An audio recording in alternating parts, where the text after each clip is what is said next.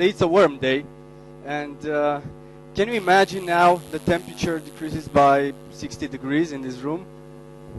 Can you imagine this? But before getting into details, I would like to tell you a few things about me.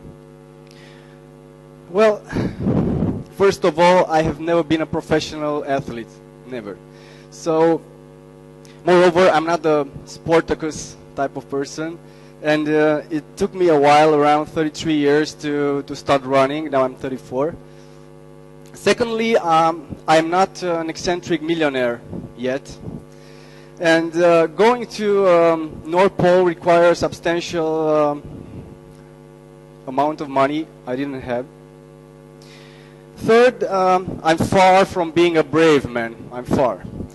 I have a lot of fears of fear of flying, fear of failing, fear of public speaking, fear of diseases, fear of hospitals, and another 20 or 30 such fears.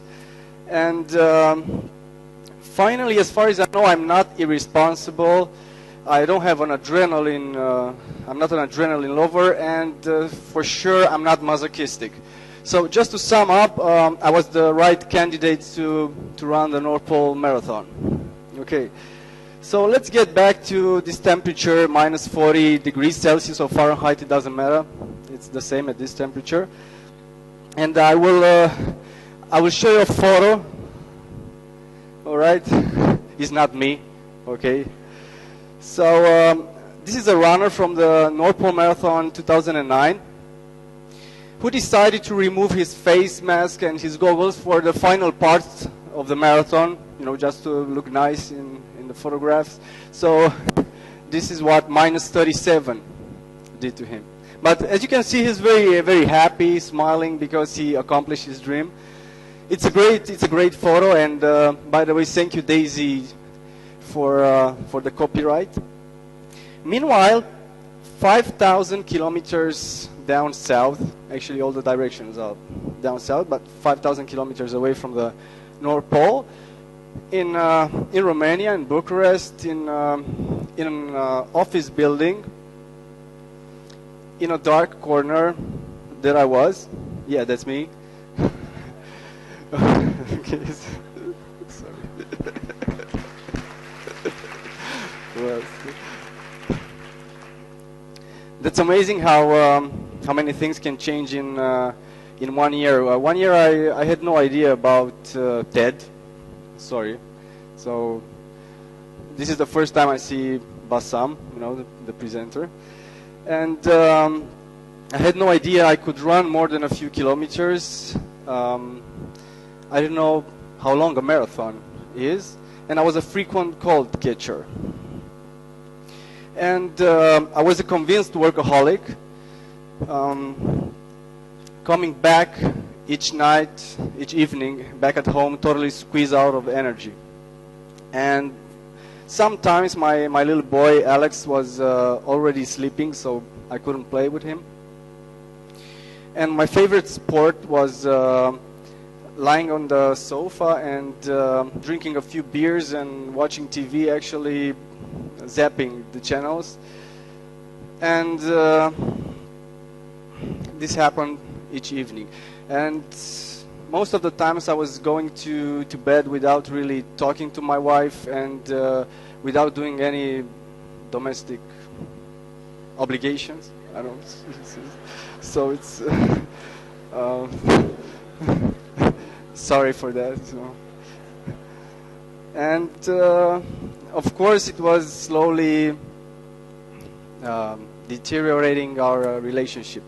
But one day, as I was doing my evening ritual, staying on the couch and zapping all the channels, I noticed my little boy climbing the sofa and sitting right next to me, taking my mobile phone and start to imitate me, you know, zapping the channels.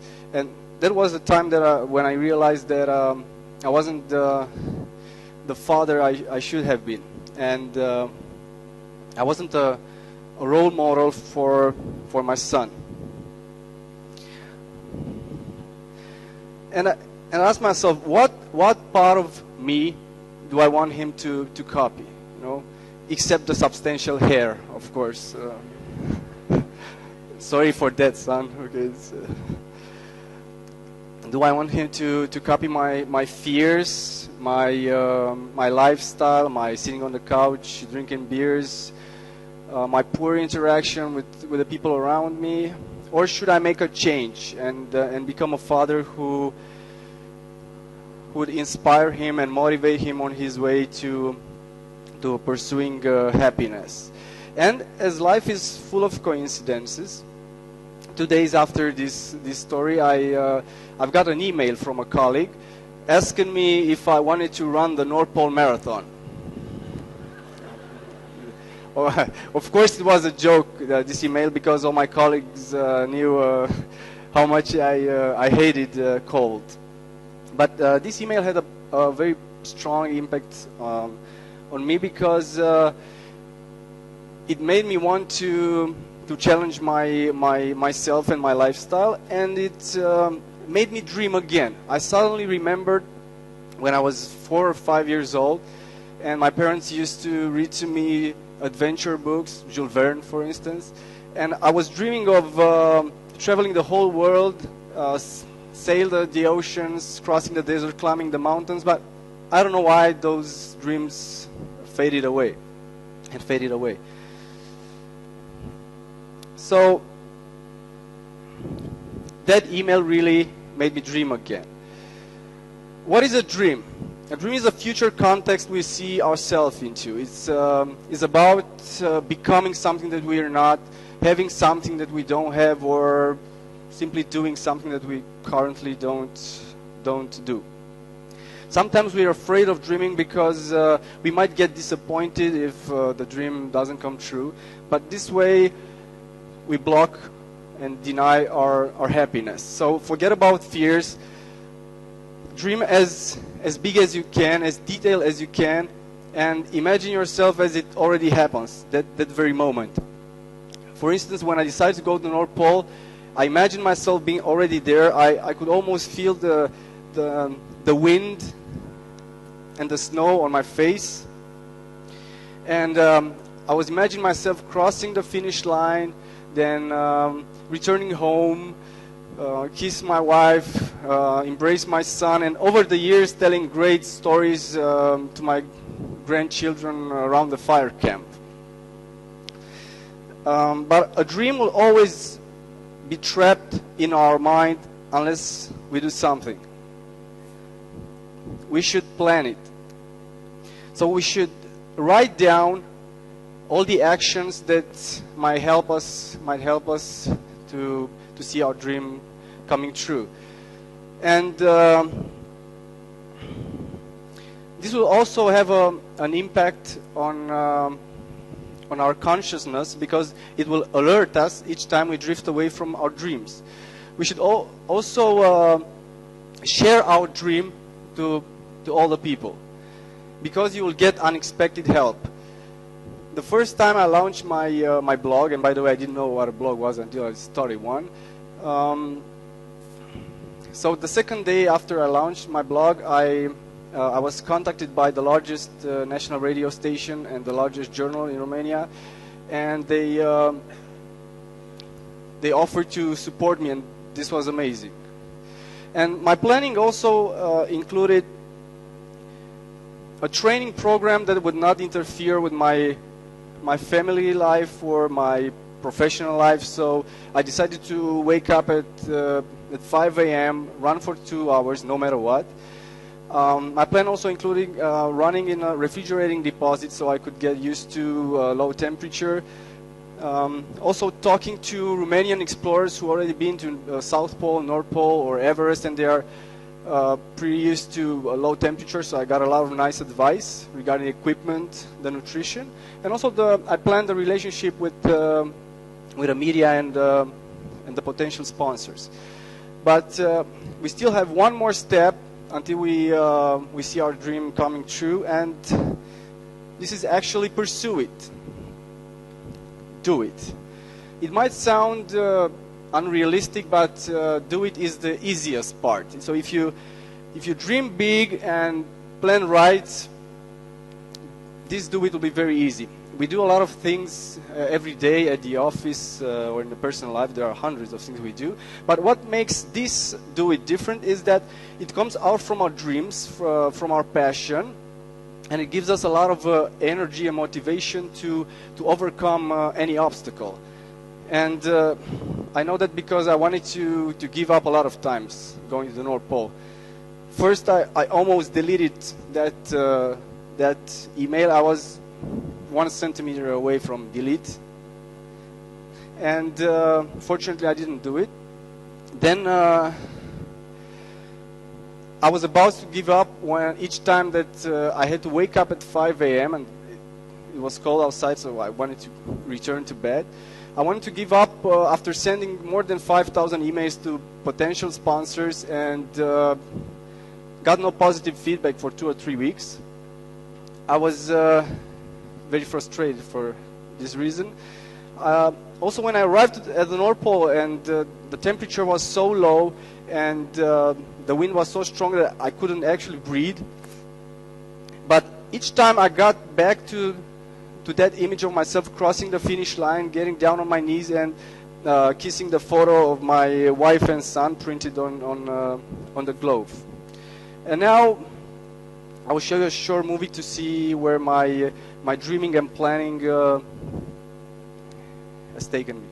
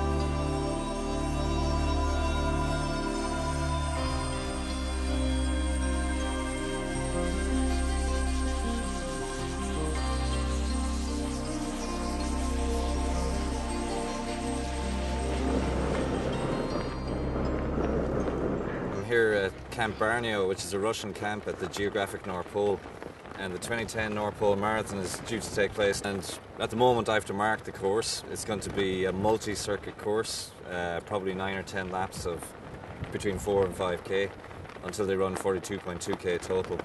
So my first port of call really when I get up here is to actually measure a course, and one that's challenging but runnable. But every year the North Pole is different and the terrain is different, so I'm not sure what this course will be like yet. This is the start point. We're going to actually just go straight down the runway and use as much as possible. You keep everything on your left, so when you see the flags everywhere, and you can stray within 10 metres away from them because they're positioned where I could actually stick them. In some places it was hard to put them in. So I'm going to kind of measure the shortest possible route, sticking within 10 metres. So that's it. Give it a go. What makes this marathon, I suppose, particularly unusual is, well, first of all, it's run at the North Pole. But what that means is that it's actually run on an ocean. There is no land at the North Pole, so we're literally running on frozen ice on top of the sea. I think there's something like 14,000 foot of ocean underneath us, and just a few metres separating us from that ocean. There are different...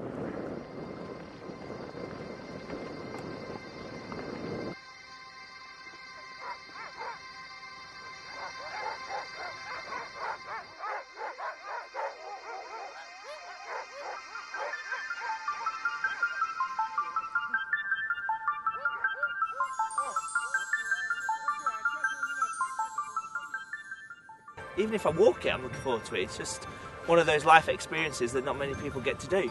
So it's, yeah, I can't wait to get started. You will come right back to the tent, and then you come back out through the banner and onto the course on each lap. Okay, so you'll run to the tent.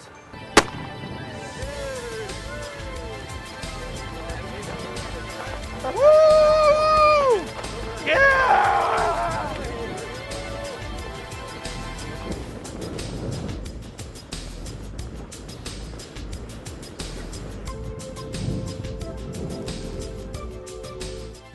difficult going into the wind, and I know people are getting a little bit disoriented because of all the white everywhere. People are holding up pretty well considering you know, the wind, and I'm quite happy with everybody. I don't see anybody who's in need of assistance.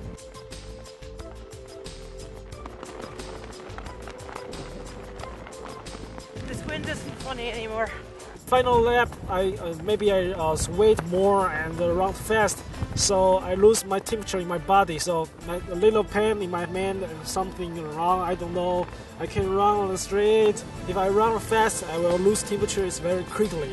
If I run slowly, I will feel cold. Absolutely bugging. Yeah, he chipped it out. We were struggling on the, after lap 5, but he just dug deep. Plenty of sugary tea. It is a very hard course, but yeah, it was hard on that so button. nice to get home. It really is. Brilliant. I think it was more than a marathon. It was a new experience. It was my first marathon. I had a half before, and right now I feel I can accomplish anything after this one. I think all the marathons will look like a joke, like a 3-mile event after this one.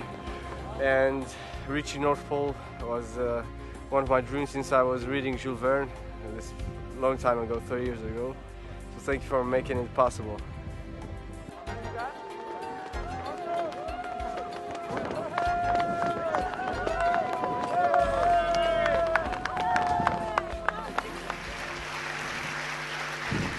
Well, thank you.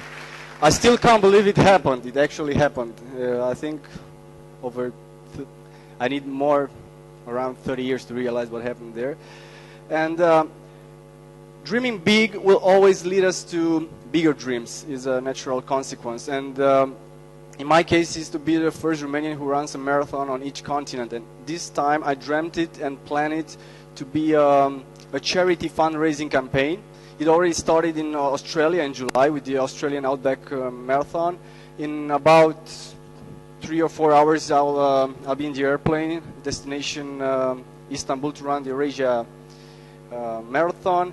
And Antarctica, Sahara, Everest, all these extreme destinations will test my limits. I hope I will discover my true essence, and I will build my ideal self.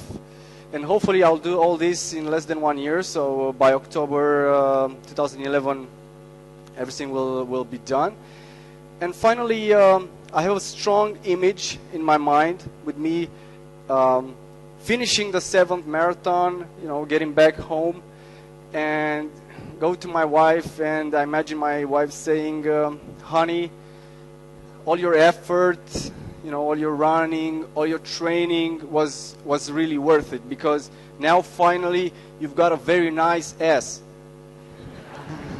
So,